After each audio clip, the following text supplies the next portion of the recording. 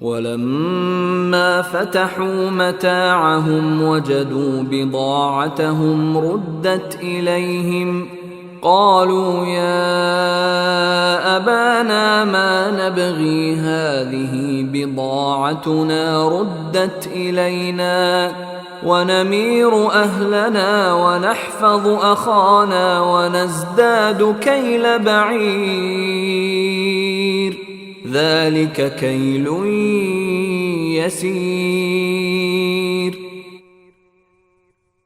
اور جب انہوں نے اپنا سامان کھولا تو دیکھا کہ ان کا مال بھی ان کو لوٹا دیا گیا ہے۔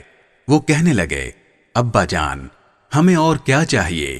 یہ ہمارا مال ہے جو ہمیں لوٹا دیا گیا ہے، اور اس مرتبہ ہم اپنے گھر والوں کے لیے اور غلہ لائیں گے، اپنے بھائی کی حفاظت کریں گے، اور ایک اونٹ کا بوجھ زیادہ لے کر آئیں گے۔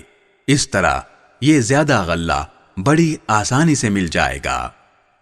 قال لن أرسله معكم حتى تؤتون موثقا من الله لتأتونني به إلا أن يحاط بكم فلما آتوه موثقهم قال الله على ما نقول وكيل۔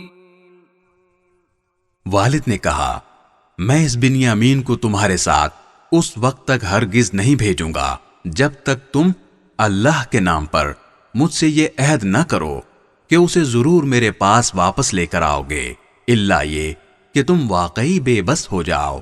چنانچہ جب انہوں نے اپنے والد کو یہ عہد دے دیا تو والد نے کہا، جو قول و قرار ہم کر رہے ہیں اس پر اللہ نگہبان ہے۔